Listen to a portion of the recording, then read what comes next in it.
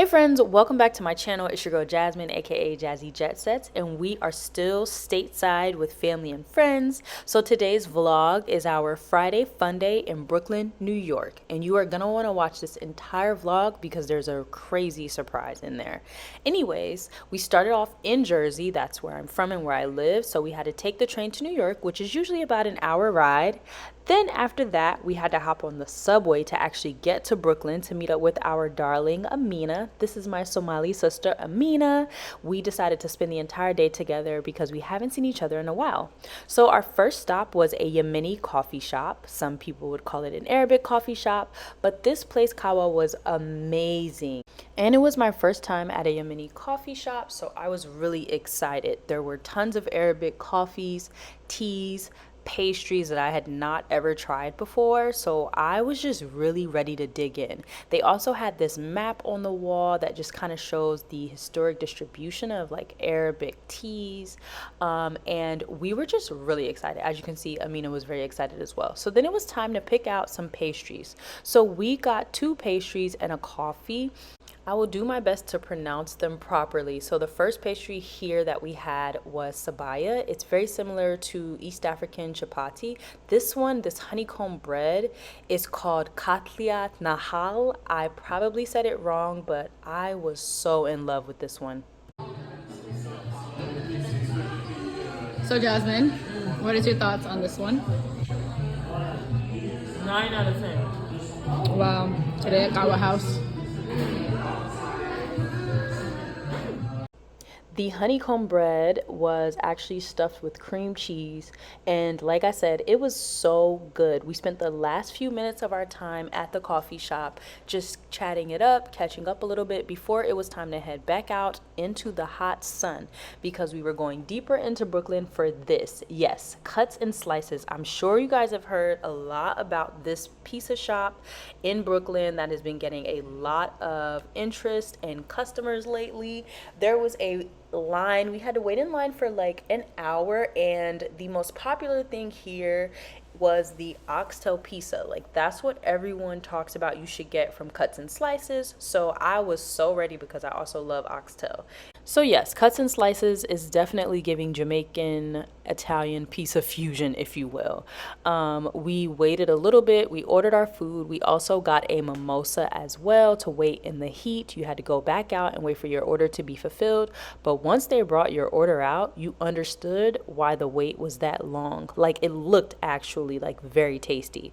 So we were very excited to get it going. A lot of people were literally just eating right outside of the pizza shop, I guess because you don't want to let the pizza get cold. So we decided to walk across the street to the park so that we could have our pizza on the bench. We got a teriyaki oxtail slice, a sweet chili oxtail slice, and a regular oxtail slice. And let me just say, look, I was fucking that pizza up. It was so good. I was very happy with it. We didn't even get to have a slice of the curry oxtail, which apparently is most popular and apparently the best one. And we still really enjoyed this pizza. I would say it was worth the hour wait. I really wanted to try this. I would definitely go back for the curry oxtail slice. Then it was time for us to head out to our next stop. We decided not to take the subway anymore because it was just getting way too hot. We hopped in an Uber and made our way towards the Brooklyn Museum, and this is where it gets very interesting. So I'm sure many of you saw this huge building on social media that has all of Jay-Z's lyrics plastered on the front of the building. Well, that is actually the Brooklyn Public Library. They opened a Book of Hov exhibit this past Friday, which is where we were on our way to. I don't know, guys, the lyrics on the front of the building with the Black Lives Matter sign and then like the gold on the door, it really did it for me. And I feel like it really helped me understand better. Like, I knew Jay-Z was an icon or a legend, but it really helped me better understand his legendary status. So let's get into the actual exhibit. Like I said, it was at the Brooklyn Public Library, so it was completely free. So if you are a person who loves Jay-Z, you're from Brooklyn, like whatever, like it's completely free, which I think was really cool because the exhibit is beautiful and pretty massive. So the introduction really is just telling you, we are chronologically going through Jay-Z's journey, as an entrepreneur, as a musician, as an advocate. They are giving you basically all elements of who he is, which I really appreciate because he's not just Beyonce's husband, he's more than that. So back to the mural. It was showcasing a lot of content from his tours, his fans, his albums were all on display, of course, as well, which was cool to see. The best part of the album display was definitely the Blueprint 3 album. There was a 3D display of that, which I thought was dope. Then they also went into his entrepreneurial endeavors. So you have the Ace of Spades display, all of the different bottles.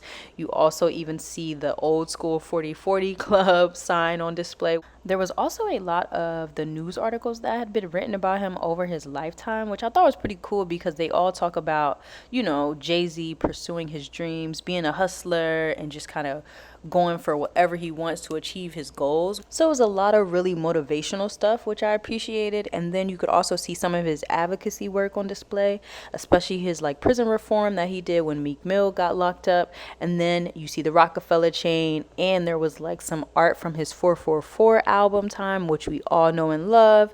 So I really enjoyed this, and it really just kind of made me feel pretty motivated while I was in the exhibit. So of course we're here, we're at this JayZ exhibit, we're at the Brooklyn Public Library, we're in Brooklyn, New York, and everyone is just really taking in the murals, the different elements of the exhibit, all the things that make JayZ Sean Carter who he is today.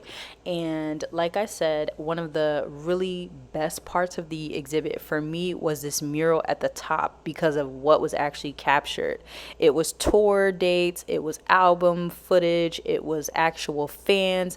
This picture wall behind me was also very cool. I didn't get as much footage as I wanted of that, but it was very much there. Then things started to get really crowded and weird. Security was yelling at us. And the next thing we know, look who's walking through the door, guys. Yes, that is JayZ, the man himself.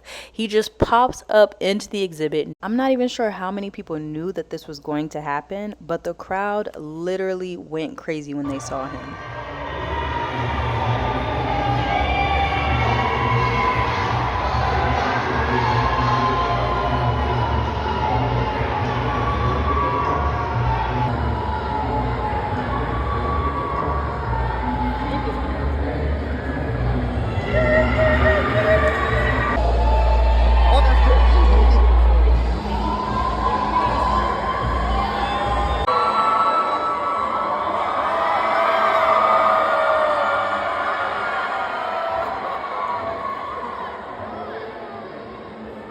So yes, life can be really random sometimes. One minute you are in this really dope exhibit, the next thing you know, you're seeing JayZ, Sean Carter himself. I'm really glad that I went on the opening day. I feel like that probably would not have happened any other day. Anyways, it was time for us to leave Brooklyn and head back to Penn Station because I was going back to Jersey. My friend was going back to Connecticut. So we made it back to the train station, and Amina wanted to stop by Magnolia Bakery to get banana pudding. I didn't understand what the craze was. I never had it, and by the time I left, I was a firm believer. This banana pudding was on Sex and the City, and I just could not wait to try it. Okay, we got blueberry lemonade to go along with it, and I will just say I demolished it.